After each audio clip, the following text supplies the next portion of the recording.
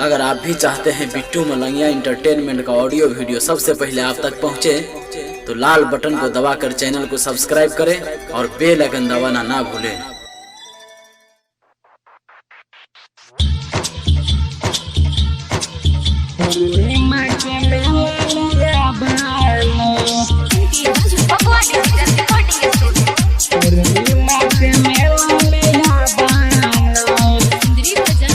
Presented by Bittu Malangiya entertainment.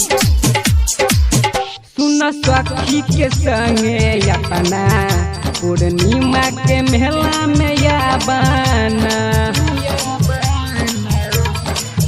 सुन सखी के संगे अपना पूर्णिमा के मेला में याबाना।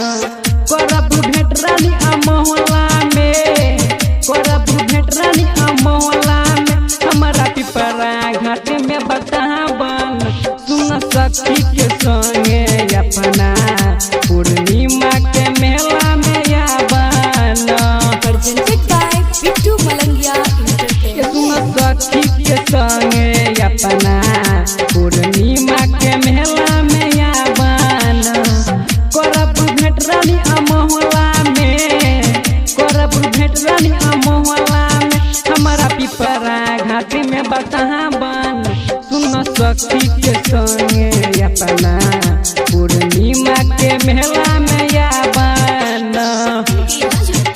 सुन सखी के संगे अपना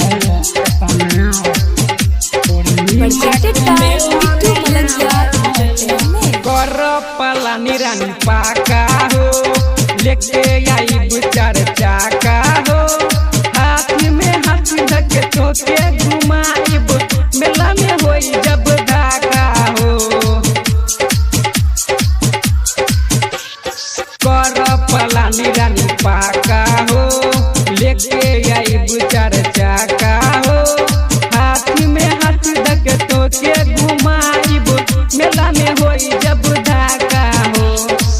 कके बहाना कब नो तू, कके बहाना कब नो तू, अपना भौजी के समझाबन।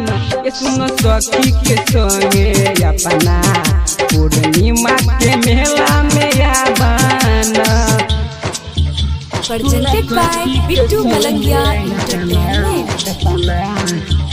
पूर्णिमा के मेला में याबाना।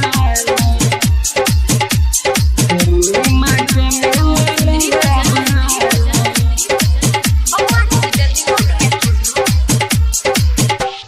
मिल तू कार्तिक के मेला में, परिहने कबलो झमेला में, हमनी के जोड़ी के हुन तोरी, खाइब रसगुल्ला अकेला में।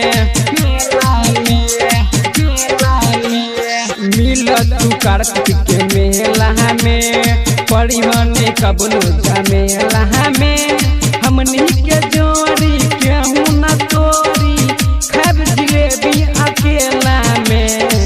आगा पीछा देख के तू, आगा पीछा देख के तू, किसुन देव के तू दर पावन।